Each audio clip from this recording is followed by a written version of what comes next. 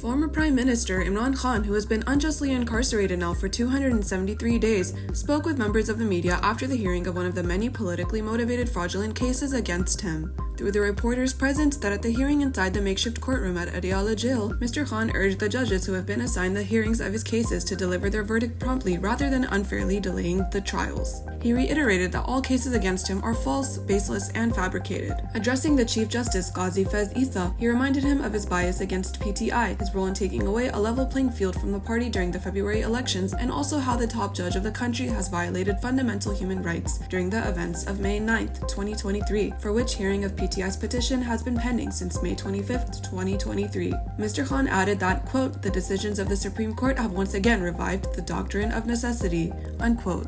Videos have emerged on social media where Mrs. Bushr Khan's daughters are swearing on the Holy Quran, testifying that their mother is innocent in the unlawful marriage case for which she has been wrongfully sentenced by the powerful military-backed regime in Pakistan. The former First Lady has been incarcerated for the last 95 days inside her room at her Bani Gala residence, which has been declared a sub-jail by the country's illegitimate authoritarian government. She has been in ill health after reportedly being fed harmful chemicals inside her food and drinks. Pakistan's unelected authoritarian regime is establishing yet another authority to give cover to their grave human rights violations and further curb freedom of speech. A new investigation unit under the Prevention of Electronic Crimes Act (PECA) 2016 is being tasked solely with focusing on cybercrimes in the country, a role previously performed by a dedicated wing of the Federal Investigation Agency, the FIA. With accounts of election fraud in the February 8th elections, along with the information about human rights abuses in Pakistan traveling across the globe rapidly, Pakistan's powerful military establishment has been targeting social media in the country to curb free speech and to attempt to censor news from Pakistan.